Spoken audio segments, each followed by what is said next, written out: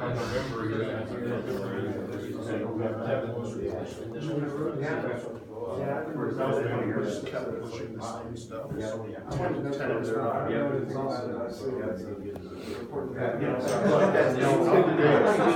what we saw at the beginning. It's worth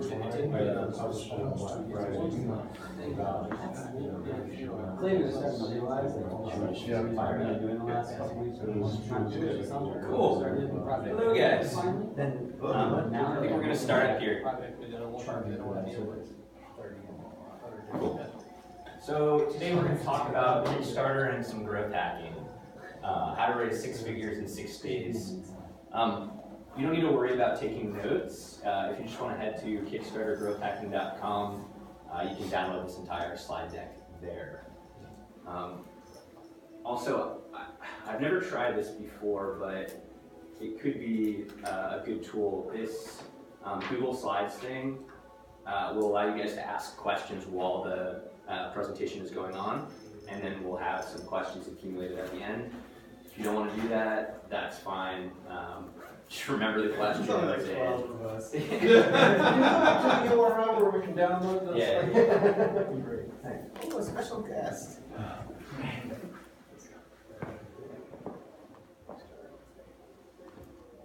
And again, the questions link. It'd be cool if maybe one person used it, but I'm gonna use it right now. Go back. Okay, all right, right on. Make sure you answer it right away. He's doing it. Why are you so damn handsome?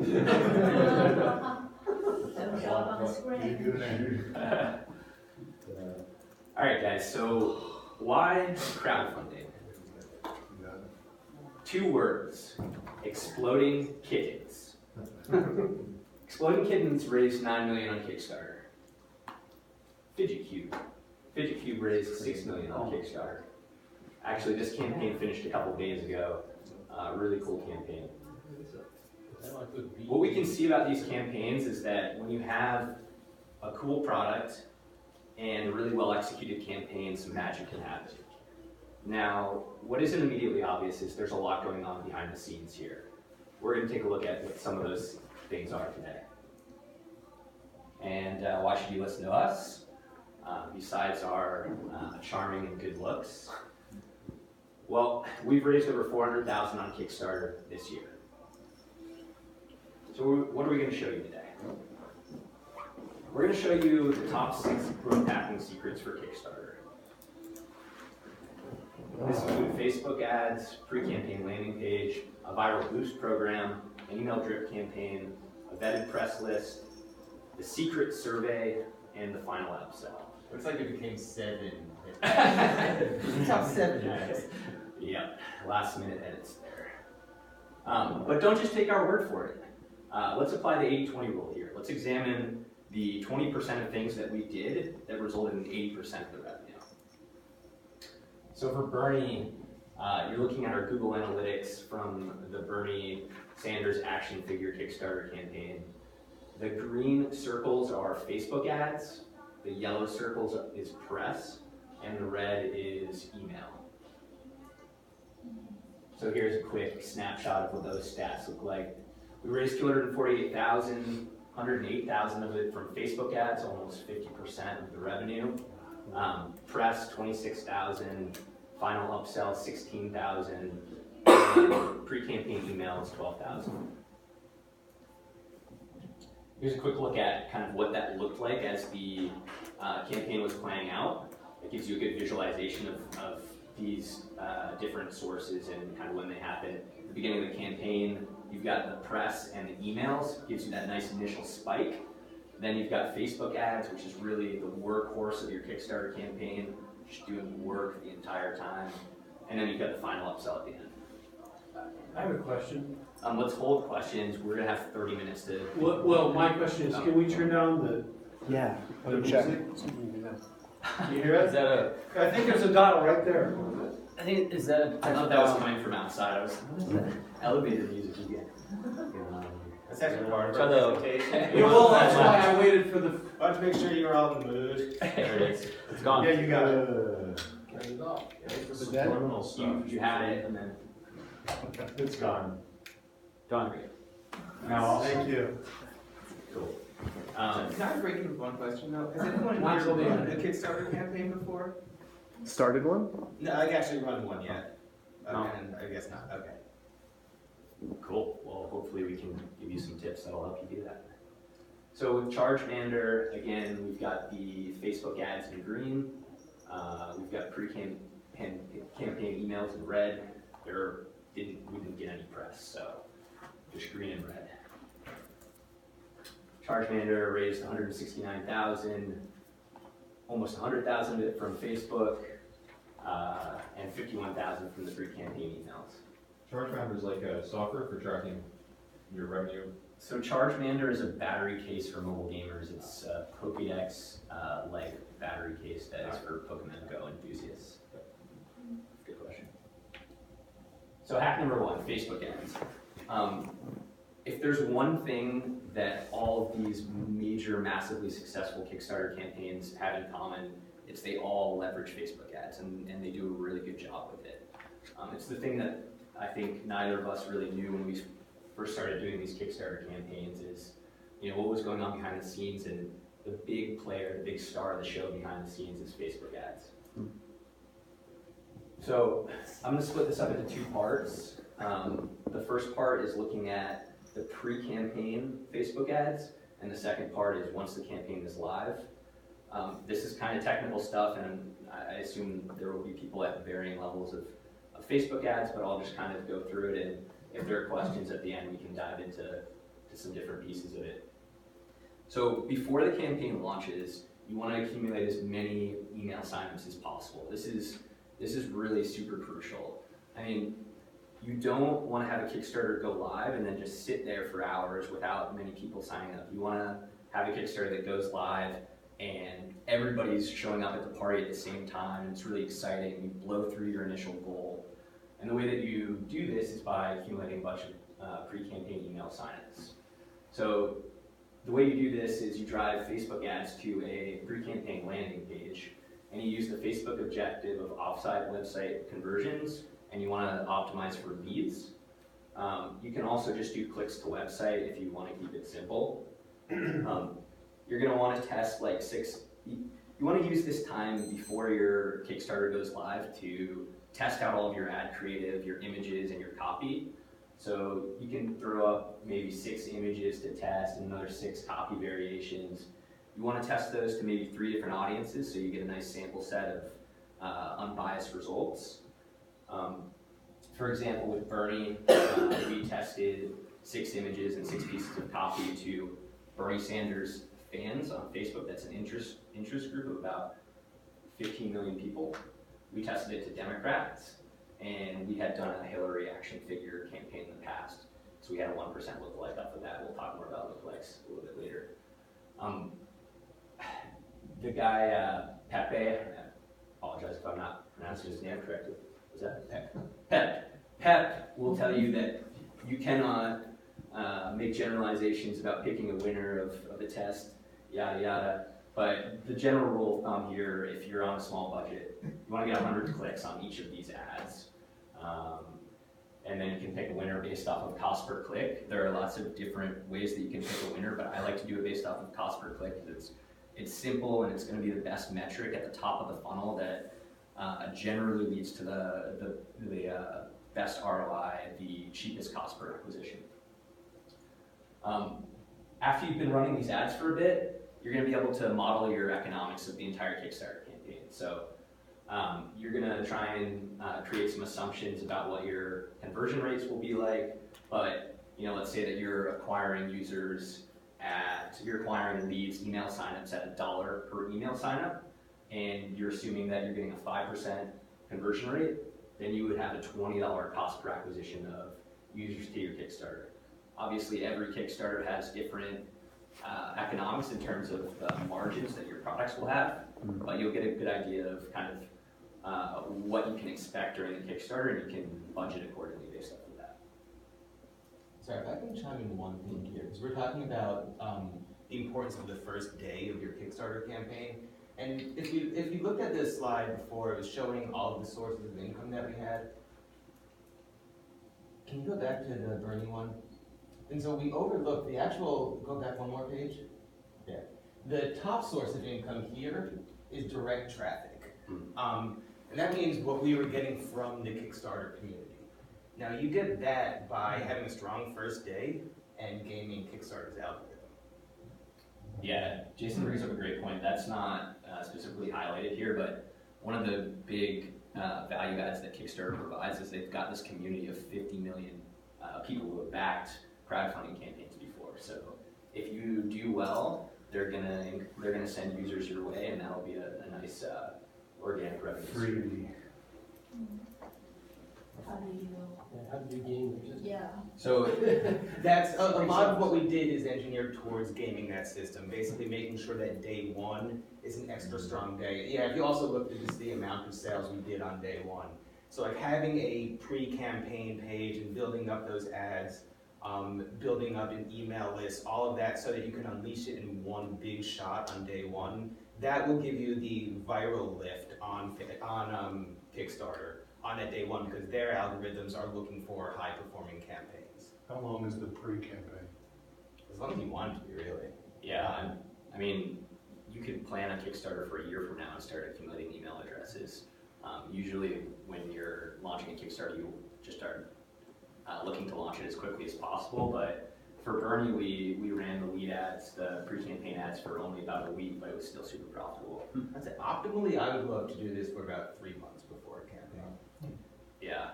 I do want to express that the Kickstarter algorithm is not as easy to game as it once was, unfortunately.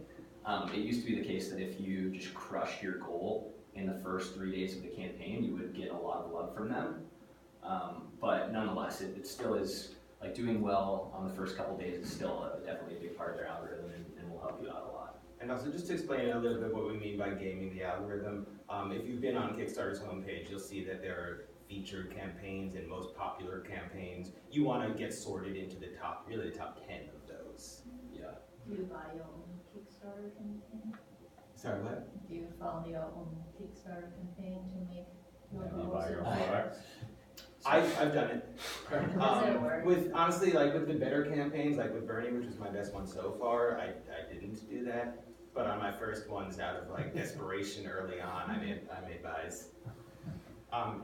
Yes, it works to an extent. If your optics look terrible, if it's like 8 hours into day one and you've done like $200 in sales, I think just like for the sake of optics and trying to pitch PR, to throw $1,000 in there so it looks like someone's participating, I've done it. Yeah. So what do these ads look like? Here's what the Bernie lead ad looked like. What I'm trying to show here is that it doesn't have to be really impressive creative to have it work really well. This ad performed extremely well, and it's really just a super simple product shot. It's kind of got like a little bit of the DIY feel to it. The copy in it is kind of, it evokes like this sense of community or like being part of something that Kickstarter is all about. And yeah, for Charge Manager, even worse creative than for Bernie. But the takeaway is that you have to test creative, like you don't know what's gonna work. And this idea that you have in your head of this really polished, branded image or photo shoot is probably not what's gonna work best. So test a bunch of different things and see what works. Yeah, I think that's going to be a recurrent theme as we talk about doing stuff on Kickstarter. Like, don't think that you can't do this on your own. In Kickstarter in particular, in that environment, it actually favors a bit of amateurishness. Good. So just a quick snapshot of the stats. We were getting about 9 cent clicks, and that led to about 17-cent leads. But on average, it was more like 50-cent leads. But when you factor in virality, and we're going to talk about how you get a little viral boost in 1 second here, that was only 17 cents a lead. We ended up seeing conversion rates of 15%. So of the 1,700 email signups that we got before the campaign went live, 15% of them ended up becoming backers of our Kickstarter eventually. So we saw about $1 CPA, and with a $20 average order value on Kickstarter, that was 28x return on ad spend, which is just insane. Super awesome. So again, why are the pre-campaign leads so important? For the reasons that Jason was talking about. Day one is just super important, and then the other thing that's good if you can get a couple thousand pre-campaign email signups, you can use those signups to create a lookalike, which you can then use throughout the rest of your Kickstarter campaign. And we're going to take a peek at that in a little bit more detail, but the basic idea is Facebook has this tool called lookalikes, which if you feed them a bunch of data, they can look at that data and start identifying all of the common characteristics. So, you know, everybody who's buying a burning action figure fits into this economic profile, and they're Bernie Sanders fans on Facebook, and X, Y, and Z. But Facebook is better than anybody else at seeing patterns and then being able to find those people kind of on their network and serve them ads that are really relevant to them. I'm curious, who here is doing Facebook ads on a high level right now? A couple people. Okay, so you probably know that. You need, it's 2,000 email addresses, right? Before you can start creating a good lookalike audience. Yeah, 2,000 is like that magic number. So yeah, that's become like our magic number for the pre-campaign when we're collecting these emails. If we can get 2,000 email addresses, then we can build lookalike audiences, which just makes the Facebook marketing of the product so much easier.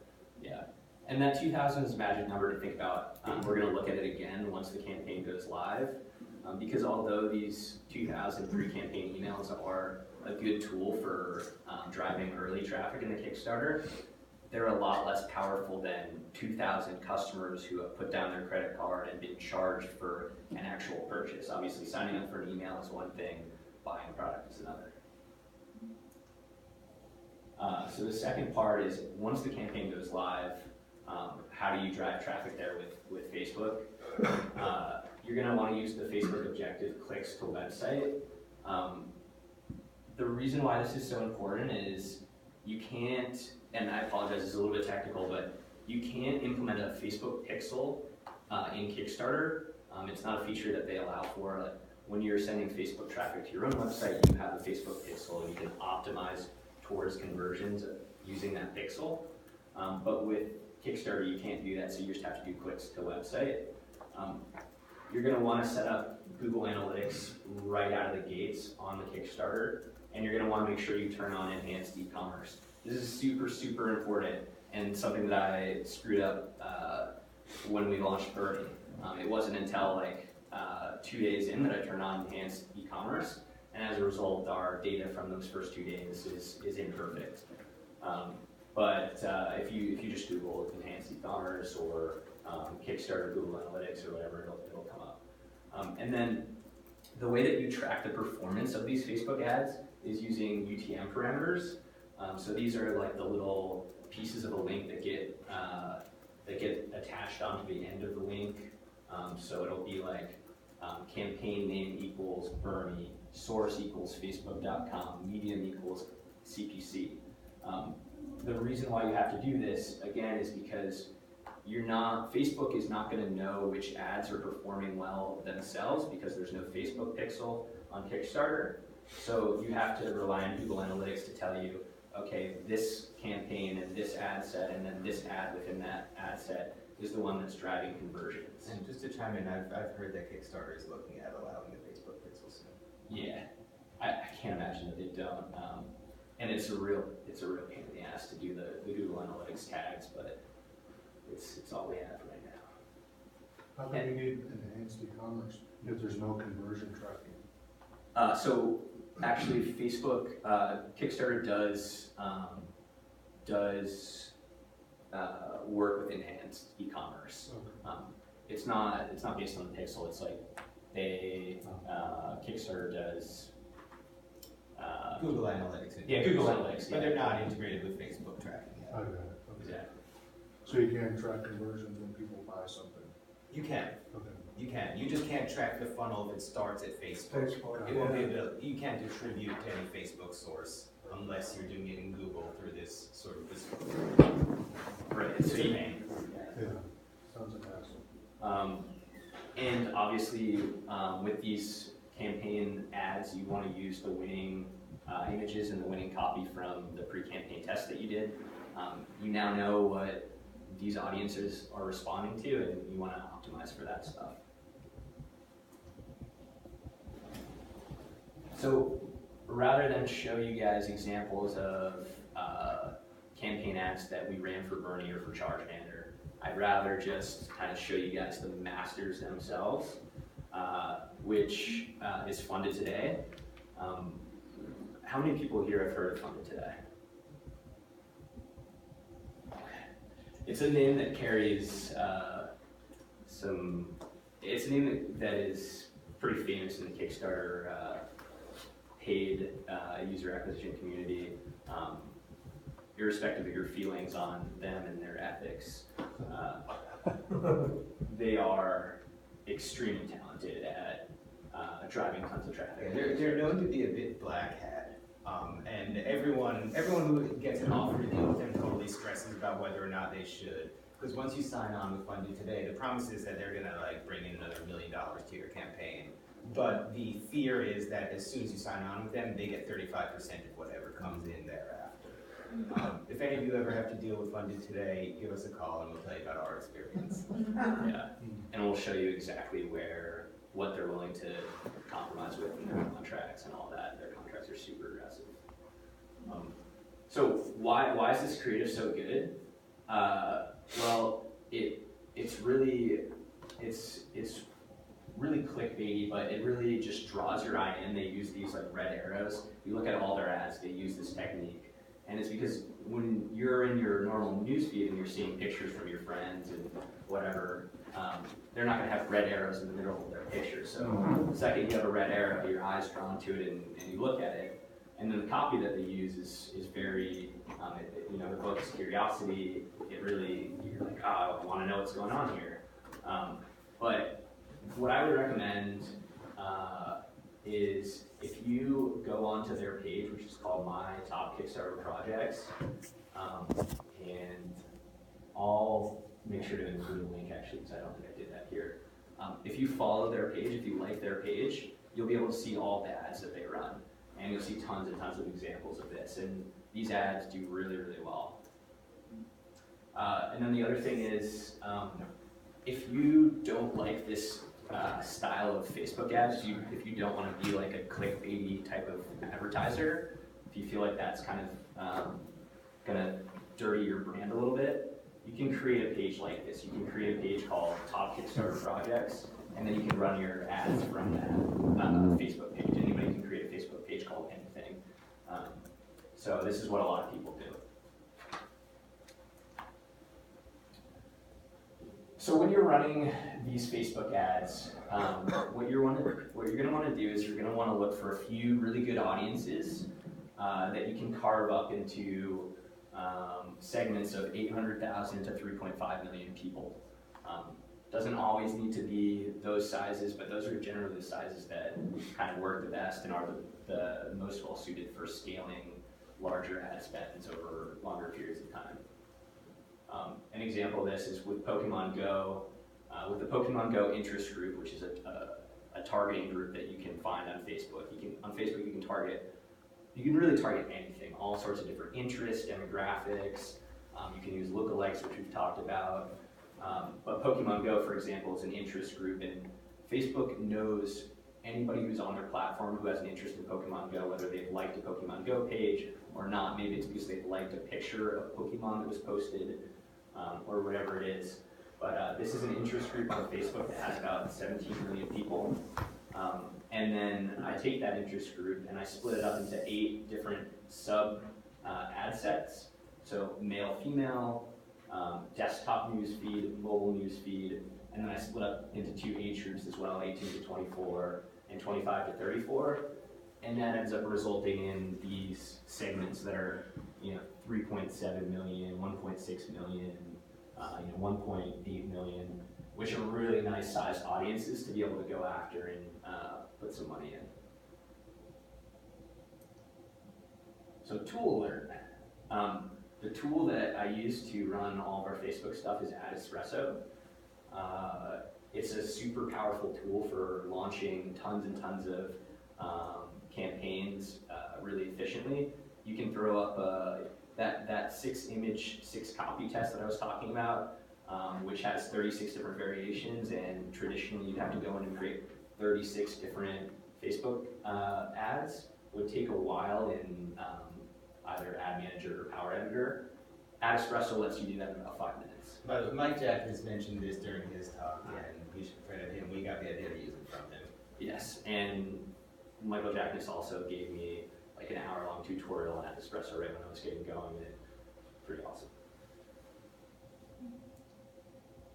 Okay, landing pages. So you're driving all this Facebook traffic before the campaign starts. You want to drive them to a real simple landing page. Here's the one that we use for Bernie. Again, like this is an example of just like quick and dirty creative that works really well. There's not much to this. It's simple product image, a few lines of copy. There's a countdown widget, which is really the crucial component of it, and then you can enter your email address. I just want to stress, this is like a crappy looking web page. Like this is about as crappy as we could have done, and it still performed really well. So I kind of want to keep on pushing everyone towards just like, go ahead and do this. It doesn't have to be perfect. If the product is good and the story is good, the pitch is good, it'll all work. Yeah, like we were seeing 50% of the people who landed on this page gave us their email address. It's a pretty nice conversion rate. And we set this up in like 6 hours, if half Half a day. You guys have very high standards, because I think that looks pretty good. And I'm sorry, what did you do this in? What platform is this on? I think that's in the next slide, Oh, if okay. I'm not mistaken. Tool alert, Kickoff Labs. I love this. Yeah, strong recommendation. Yes, strong, very strong. I built the website that I sent you guys to for downloading the slides. I built that this morning in like 30 minutes on Kickoff Labs. It's a great tool. All you need to do is throw in a background image, select one of their templates, which have the timer widgets built in, and it's got everything built into the platform. It's got the ability to send an automatic email that gets sent right when people sign up. It's got a viral thank you page, which we're going to look at next. It's kind of, it works, it's really simple, and it's cheap. Is it better than like a Unbounce or a lead page? It is. We'll show you why in a second. There's a viral component to it that makes it special. Yeah, I'll just skip to that right now. So the viral boost, this is a feature that Kickoff Labs developed.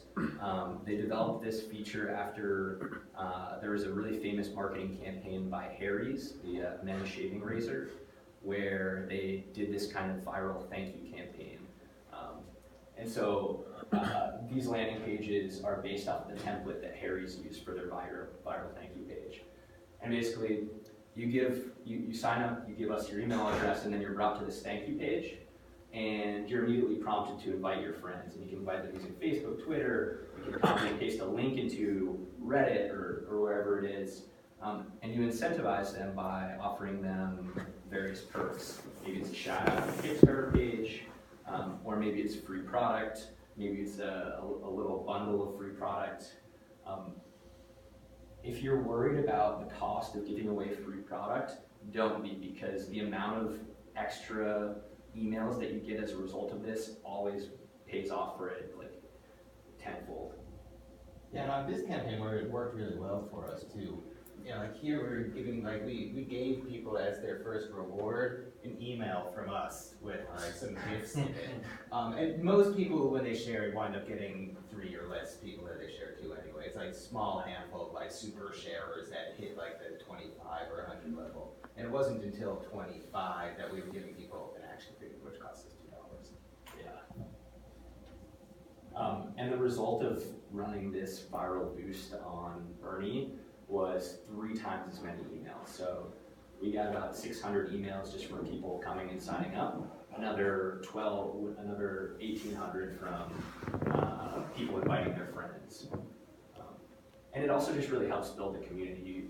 You're getting your friends involved, you're saying, look at this cool project, and then everybody's involved kind of early on. Another example of it, did the same thing with Chargemander. We saw an even higher viral effect with this.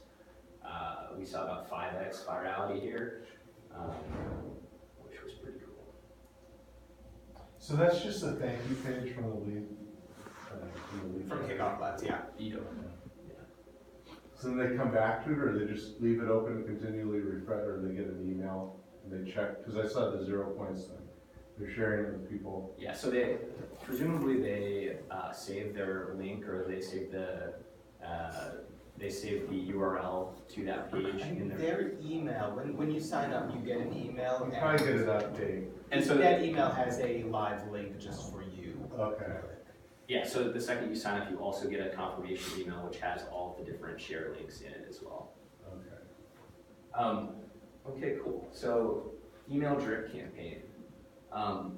So you've gathered all these pre-campaign email signups. For Chargemander, we gathered 40,000 pre-campaign email signups.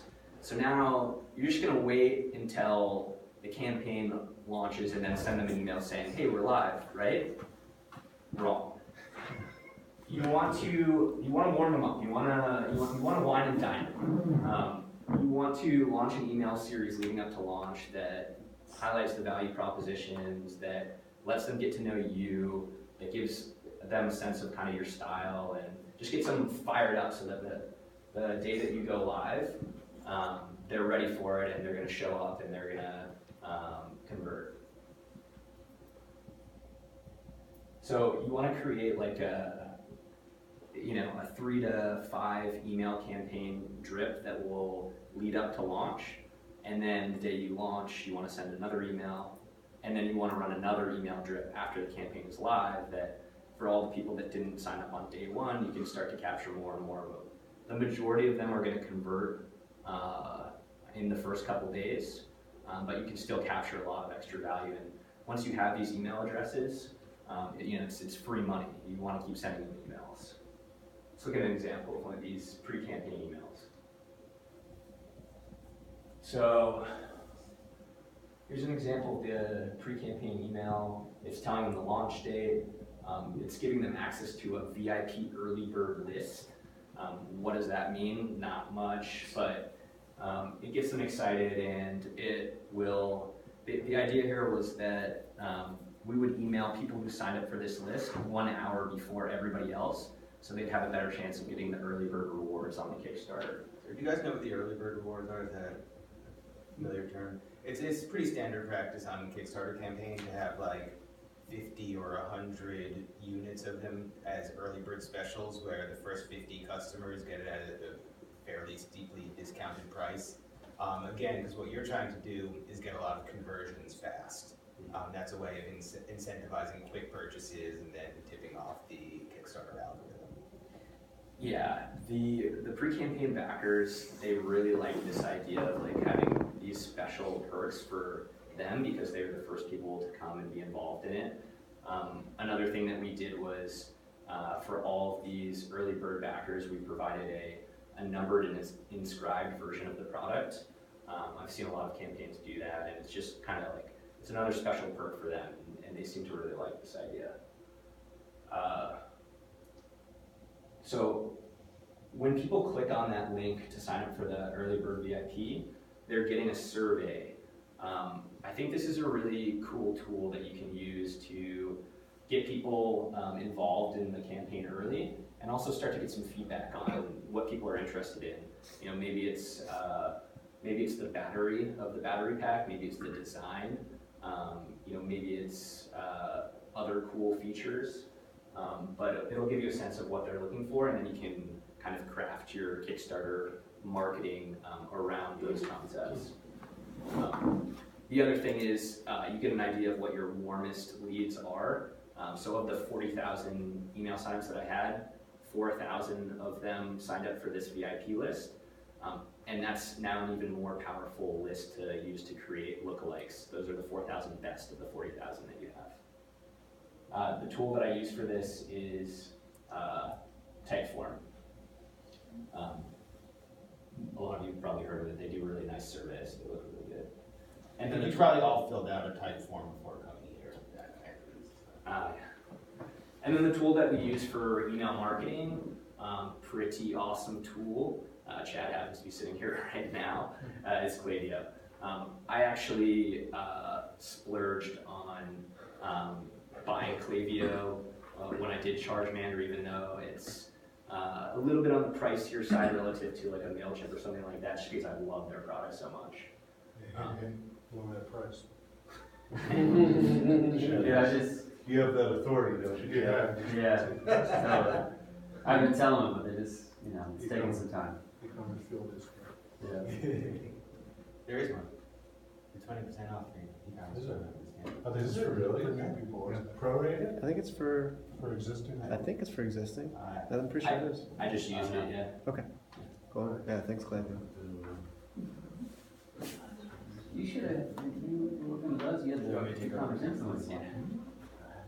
Were you working with us when we switched over? No, you build all that stuff and, yeah, using it. Alright, and so moving on to hack number 6. This is one of my specialties, so I'm going to take over this part, is the PR component. And I'm just going to talk about how to create a good press list, because the last thing you want to do is just email 10,000 reporters. So what you're trying to do basically is lock down one great piece of press for day one. That's a very reasonable objective. Don't think you're going to get 100 articles. In this case, though, we did get Gizmodo on day one. Nice. It was huge, yeah, it really was. So just a couple of bullet points on how to create a press list. So you want to make a list of Kickstarter projects that are like yours. In our case, say we looked at toys. And then you want to find all of the articles written about them using Google. Find the emails to the reporters who wrote about them using, we haven't misspelled here, but it's called Press Rush. And that's going to be our next tooltip. So you want to select your top 5 reporters and then reach out to them, offering them an exclusive. Once the campaign is live, blast the rest of them and let them know how much you smashed your goal. In case you guys, by the way, in case you couldn't tell, I wrote the bullet points there. Jason might not normally say smash your goal, but. And so some tips on how to write a pitch, because I think a lot of people are curious about how to do that. You see, my number one thing here is keep it short. You have to remember when you're talking to reporters that they get tons of these, and they don't particularly like them. So just short and sweet, don't tell your whole story, just a real abbreviated version of it.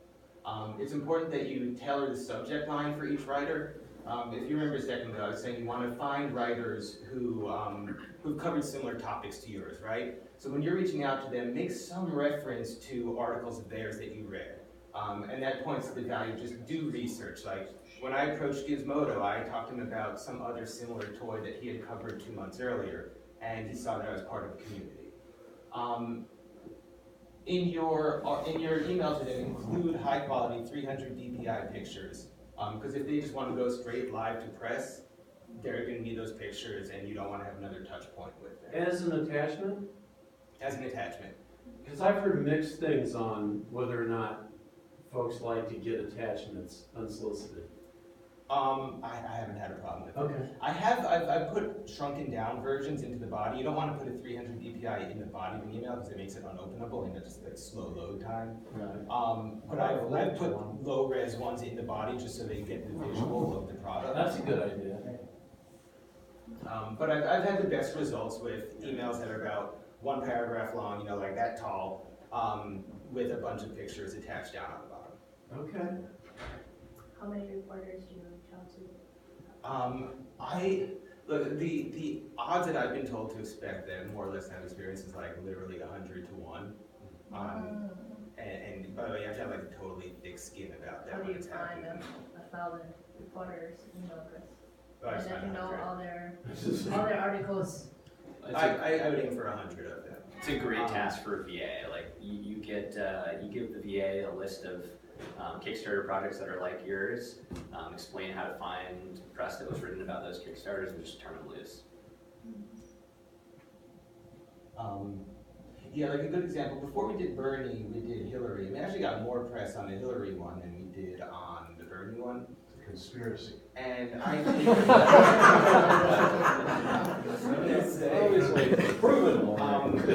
I built my press list off of authors who have covered Goldie blocks. If anyone's seen that, they're like Legos for girls that are more engineering based. It was a Kickstarter campaign that I think took in like 3 million.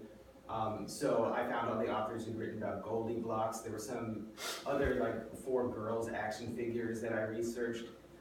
So again, I found about 10 campaigns that seemed similar enough. Then I found the best articles about each one of those. Usually there'd be like 3 standout articles at major publications. Then once I found those articles, Press Rush comes in. Press Rush is just giving you email addresses of reporters, and they keep them updated and valid, so they work. Press rush. Yeah, Press Rush is definitely key here, because reaching the reporters is the hard part. When you say you have to have a thick skin, do you hear back like, no, just because I wrote one article about one toy 6 months, no. No, just very rarely do you hear back. The ones that Most. do write back, who are interested potentially, what do they say? Like, Generally, they're no nonsense. They don't care much about like small talk. They want what they need to get their story out. And that's a big deal about the PR thing. Is like you have to understand the industry they're in. Their job is to churn out content pretty damn quickly and get a lot of clicks on it. Anything that you can feed them that makes that job easier for them, great images, and then also I think I mentioned here, attaching a doc with bullet points. Basically, you want to write the copy of the story for them so that they can copy and paste it and do less work. And then bullet pointing, it makes it even easier for them to just go in and lift exactly what they want. So like, as opposed to giving them paragraphs of copy, make it really, really digestible little chunks, and they're gonna just sort of like cut and paste as they choose. Now, you want to ask them or tell them please launches on day 1 on your Kickstarter day, right? Yes. That's the goal. Yes. And they confirmed back that that's what they were going to do, or it was just random? They did not. They will not work for you. Like I am sure bigger companies can get more friendly terms than I have. Generally, they're going to do what works for them, and but they'll try to be nice if they can. What happens if you launch it before your thing is? You go live as quickly as possible. We had that happen recently. Yeah, with the Trump campaign, we had one that launched that put out a story about 5 days before the campaign went live, and then we just made the campaign live. there you go. When you say, you gotta know what they're looking for content and clicks. Do you ever try to offer them, hey, we'll redirect our followers to check out your article? Nah, it's such an insignificant Your followers amount. are so insignificant to them. Yeah. That's what I figured. And so yeah, just getting back to that whole sort of thick skin theme. Don't be the jilted lover. If you write to them and you thought like, no, I definitely had this, makes so much sense, they're totally gonna cover this, and you never hear back, like, don't write to them again. And I'll return to that theme later on, but just don't write again because you don't want to burn the bridge. This one I'm going to turn back to Reed because Reed knows more about the secret survey than I do. And because it's one of my favorite things to talk about. So when we had the Kickstarter live, if you've done your job well, and you're about a week into your campaign, you're going to be sitting on thousands of followers, you're going to have smashed your goal, and kind of as we talked about before, once you have a couple thousand people, once you have that magic 2,000 pieces of customer data, you can create lookalikes, which is the most powerful Facebook marketing tool, period. Now the question is, how do you create a lookalike off of customer emails that you don't have? Because when your Kickstarter is live, you don't have access to customer data. They only send that to you after the campaign ends. So when we got about a week into Bernie and we had about 3,000 backers, and I'm like, oh man, I could create such a sweet lookalike right now, but I don't have access to any of their email addresses, so I was just killing myself trying to figure out what to do. Well, what you want to do is you want to get their email addresses with a really sneaky, disguised survey. By the way, this is another tactic that we have borrowed from Funded Today. So we gave up 35% of our campaign so that you could learn this. Perfect. You know, basically what you want to do is you want to create a question or a couple questions that are going to be the most relevant to your campaign. So for Chargemander, for example, which is a battery case, we needed to know what kind of phones they had so that we could create the battery case tailored to those phones. So we sent them a survey. Again, the survey was created in type form. It had 2 questions. Question number 1, what kind of phone do you have? Question number 2, what is your email address? You want to make sure that you require them to give you the email address. You want to make sure that you tell your backers that this is a mandatory survey, and if they don't fill it out, it will jeopardize them getting their Chargemanders on time. And again, just to clarify, you're communicating with your backers via Kickstarter's platform at this point. You can send out updates to them through the platform. Yeah, that's actually a really important point. Funded Today actually has a piece of software that individually messages each backer with their first name. I have had my VA go in and do this for 2,000 backers. If you don't want to do that, you can also just use the mass message tool, which Kickstarter now has a mass message tool that will message all of your backers. So you want to message them, and you also want to include it in an update. So while your campaign's live, you're constantly updating all of your backers on kind of the status of everything. You want to make sure you include this in one of those updates. And Kickstarter's not like Amazon where they really frown upon having an external link in an email. They're okay with that? They haven't really caught on to that yet, so I don't know. And would you ever get their email addresses if you didn't go this route? So you get them at, But it's too usually late. After your campaign's over, right? Okay. right. Which is still nice. I mean, let's say that you never did this and the campaign ends and you now have 3,000 customer emails, which you can use to market after the campaign ends. But if you want to capitalize while your campaign is live, and conversion rates are so good when the campaign is live, and you absolutely should, this is the way to do it. So you get their email addresses, you download them, you upload them to Facebook, and then you can create a lookalike. Totally, it's not in here, but it's worth mentioning. We did more pre-sales of the Bernie action figure on our Shopify store after the campaign ended than we did on Kickstarter. So like your campaign doesn't end when Kickstarter ends.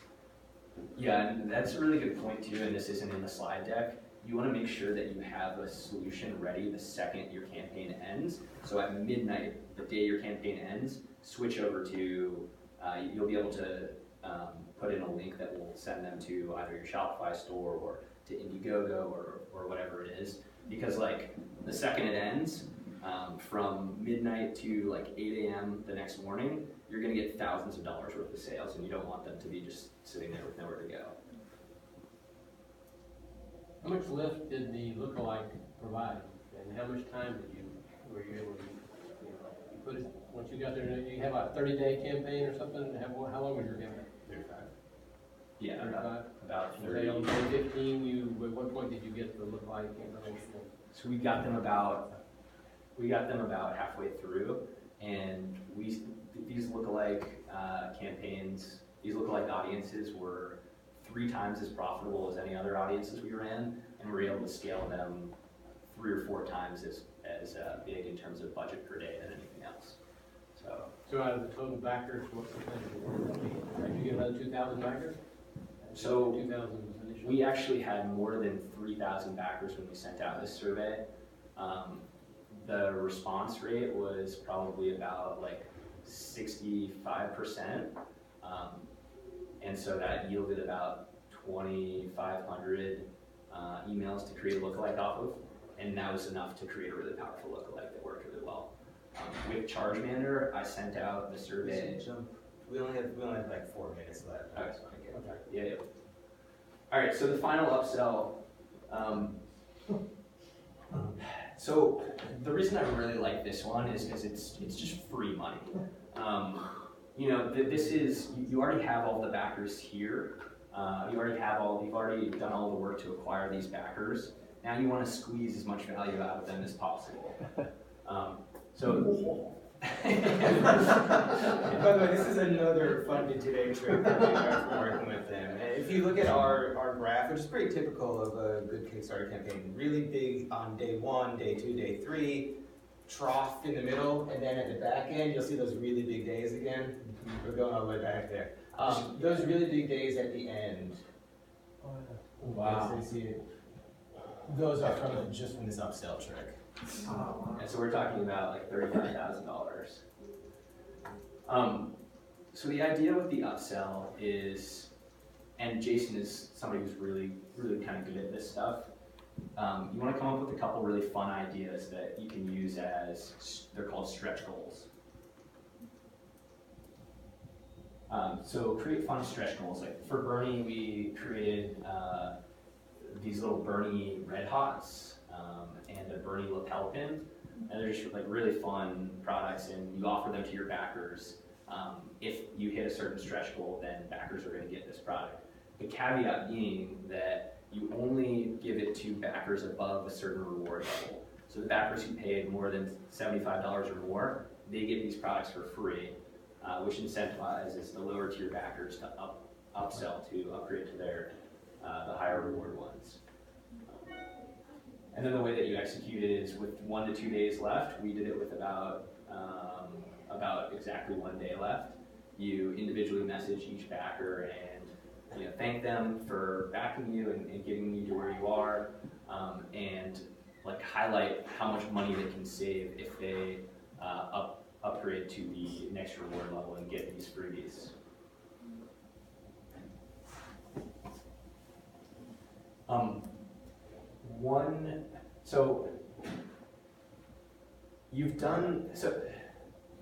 I think it's important to mention that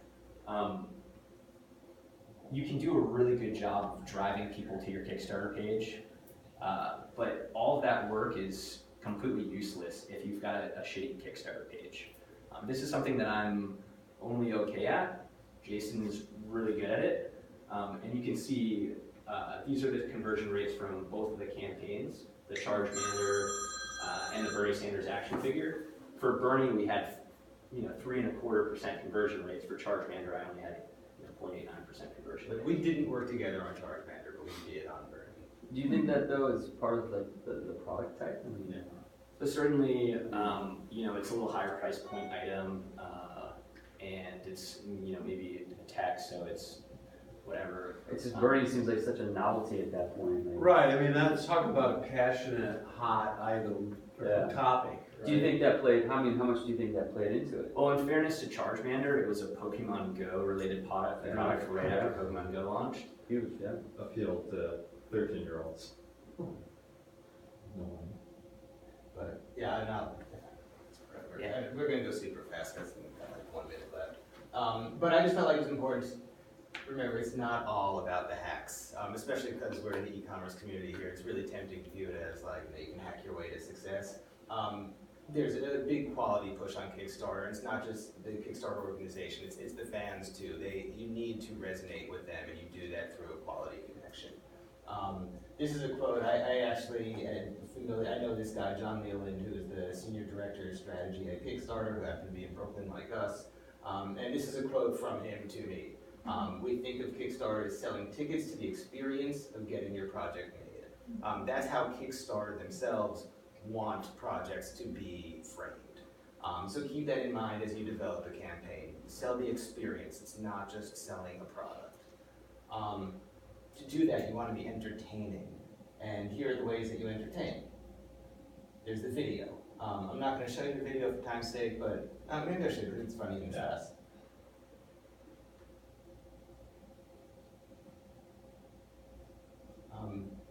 What I want you to notice is like we spent $400 on this. That was for the camera itself. It stars my wife, and we shot it around my neighborhood on a regular handheld camcorder. Alright, maybe we won't show it to you now. But anyway, you'll have to trust me on this. I've read up on YouTube, the videos that perform best are known to be the ones that look just a little better than what you could have done yourself. So if you don't have to go up to the high end of production values, and in fact you might see a fall off on conversions if you do. People want to relate to you. So you want to show something that's a little less than perfect, but still a little better than what you would have done on an iPhone. Alright, let's just go to the next one. Offhand, next one is just write engaging copy. As I was saying before, you want to be telling a story. You don't want you to be the star of the story. You want to emphasize your customer's role in that story. And finally, I mentioned this during the PR, but you want to be playing the long game. This isn't like a scorched earth strategy to make as much money as you possibly can on this campaign at all costs, because you're going to want to do this again later. So you want to treat those customers well. You want to build a bond with them. Especially when I was talking about the PR contacts, the reason you don't want to annoy them is because you're going to want them again next time. Maybe they didn't like this product, but they will like the next one. So just view everything in that long-term context, because you will get anxious while you're running your campaign. You know, you start to feel like it is the end of the world. This thing has to perform super well, but like you'll get another crack at it. So like, be cool the whole time. All right, and so in parting, these are all the tools that we have mentioned and that we highly recommend. And I believe Reed said this is all up online. And do you guys have any questions you want to throw? I do actually. The lookalike audiences, are you guys like downloading lists and then uploading those lists to Klaviyo to create the lookalike audience? Good question. So yeah, Klaviyo has a tool that will automatically keep your lookalike up to date. This is more useful once you have a Shopify store or some store where you're getting purchases, but you can like the type form, right? You got people coming in via the type form, so you can segment via. Because I've never used type form, but you can segment answers in type form and create segments based on their answers. Yep, and you can use webhooks to send it into Klaviyo, and Klaviyo will We then. probably have to cut off because there are people for the next thing coming on already. Cool. I was just curious. Guys, we're here for the rest of the week, so just come find us if you have any questions. Sorry that we didn't leave enough time for questions. So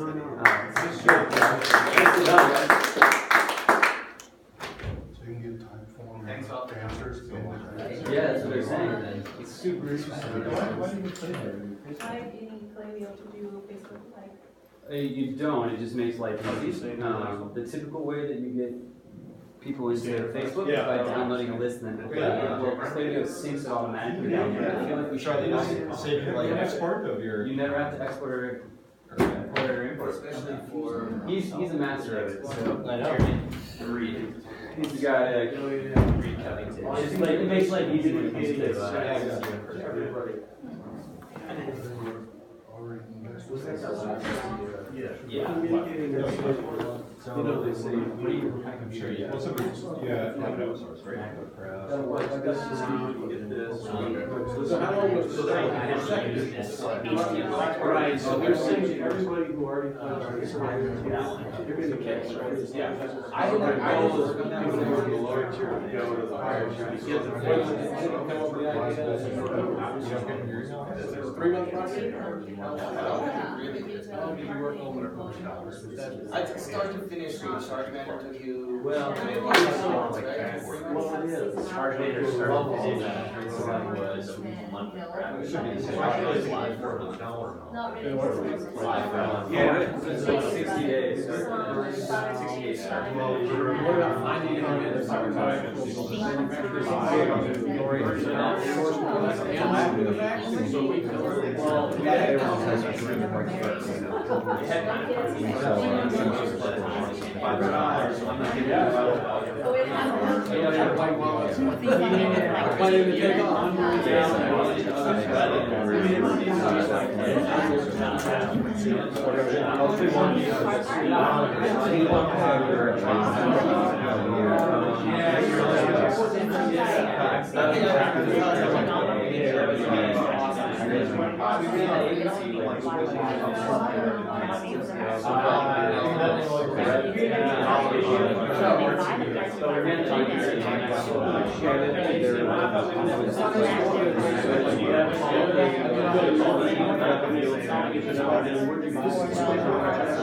Yeah, you're on the house there.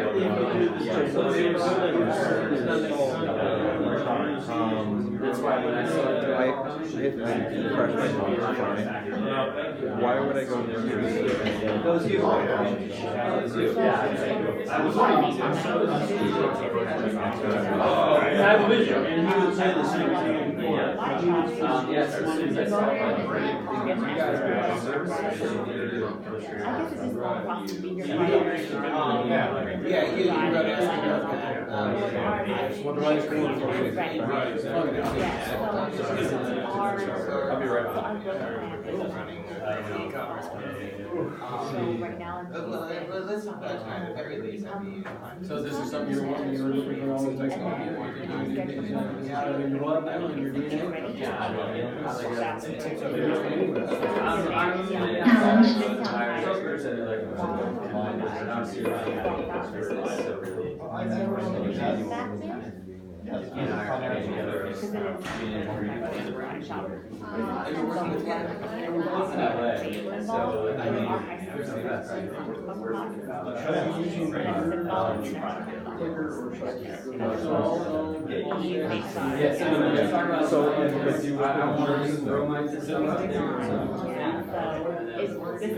So it's been important, kind of, like we were saying, essentially what happens, like, I'm gonna be running. And you do pretty much every time part of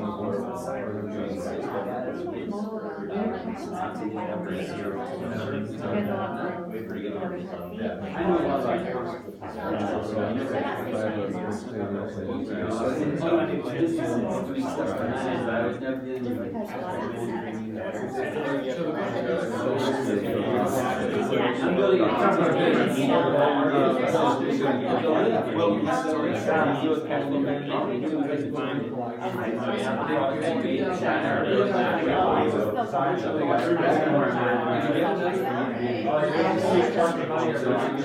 Sort your parts and put your inventory down. So I guess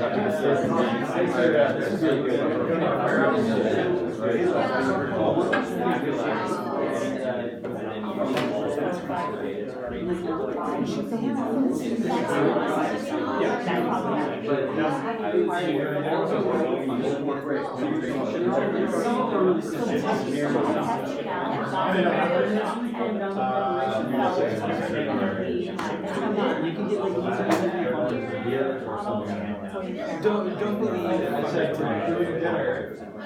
they come into campaigns once they've already done. Yeah, but like I wasn't looking at funding today like, oh, they're really good. I was looking at the projects, and I was clicking the projects, and I see how much they were funded, and I'm like, My broker's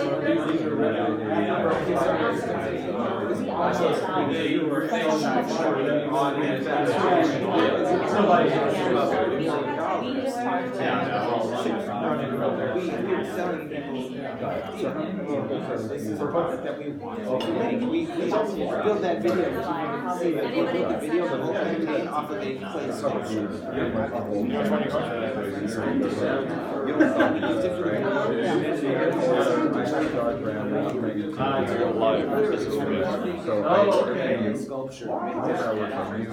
yeah, see, that's fantastic. Well, I can't actually get a prototype except for a 3D printed one because I'm not going to mold it until I know it makes sense. So I only have renderings and a 3D plastic prototype. Alright, I have a lot of questions for you tonight. I'll get you a few. Alright, cool, man.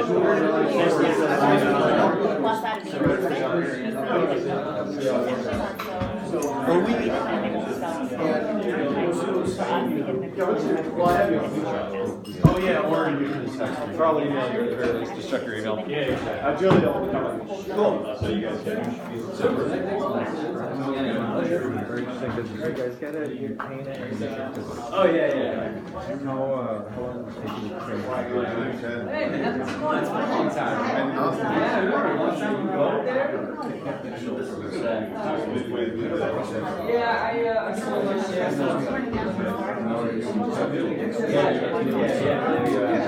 Yeah, I sold it. If I got the money right for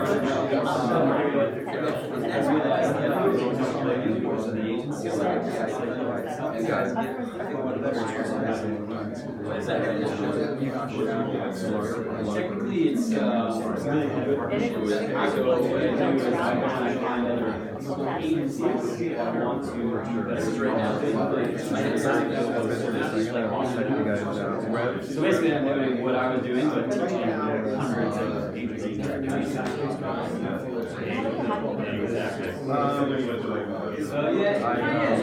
don't like this, but I like. I've been on a trip for many years, and he told me to purchase this product.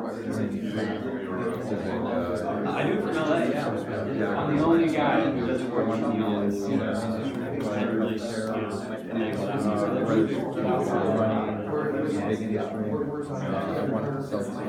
Land chat.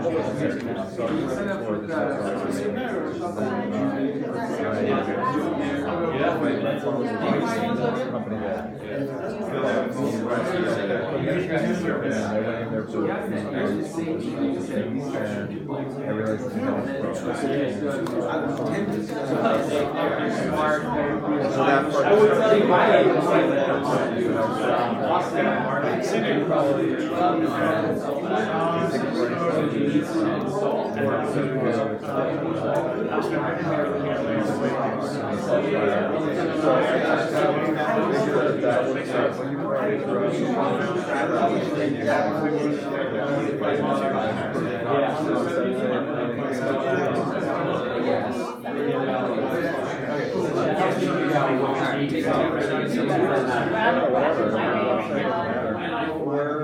Yeah, I can find a little